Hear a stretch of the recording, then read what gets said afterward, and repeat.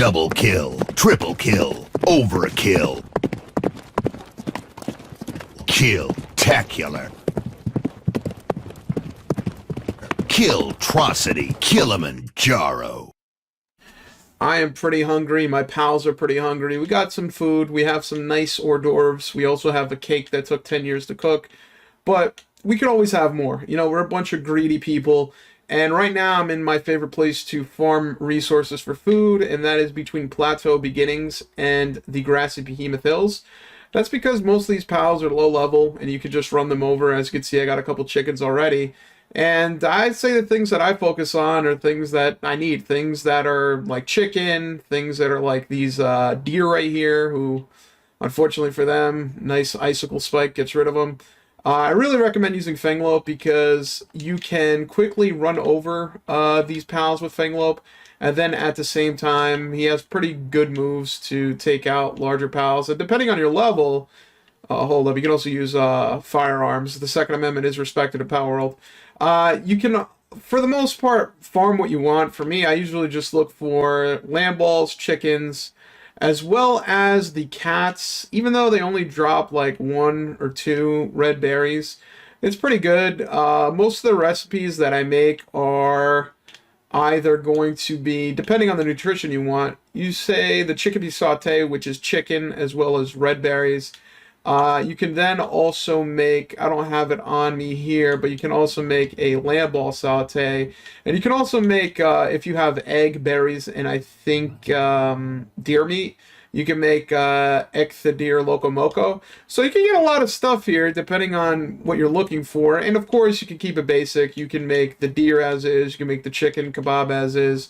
You can make the lamb kebab as is. And again, depending on what you want to focus farming, these pals usually respawn pretty quickly. If you're looking for woolen meat, you could just go after the lamb balls. If you're looking for just berries, honestly, it's probably better to just pick the berries or plant the berries as opposed to running over these cats, because you're not going to get that much. I'd say in terms of food distribution, I'd say the best bang for your buck would be the chickens, because just like real life, you get the chicken meat as well as the eggs. You can't go wrong with it. I mean, it's protein out the wazoo. You're going to be looking like Eddie Abu, walking around looking buff and eating chickens and eggs at the same time. And as you can see, most of the areas that have a large concentration of these pals are close to this little drawbridge right here. Usually in this area, there's also these penguins, and if you're interested, you can farm pal fluids from them. Similarly, you can also farm fire organs from a couple of foxes that are usually in this area over here. I don't know if I've killed any already, but they're usually here. At night, they're easier to see because their tails light up. And at night, there's also some other pals that come around here, like Daydream, which you could get poison glands from. I don't know if you can run them over, though. That's the thing that's good with this, is that you can literally just run these pals over, and without thinking much about it, they'll be in your inventory rather quickly. And as you can see, relatively fast, these guys respawn. I mean, I was just here a moment ago, and now these chickens are back. It seems like these pals just don't learn their lesson. I guess they don't hear about a gigantic blue deer running around, running people over, but hey, it's good for me. I think this is probably the laziest as well as the easiest way to get food in Palworld. There's probably a more, educated way of doing this with your base in terms of garnering different things like berries as well as wheat.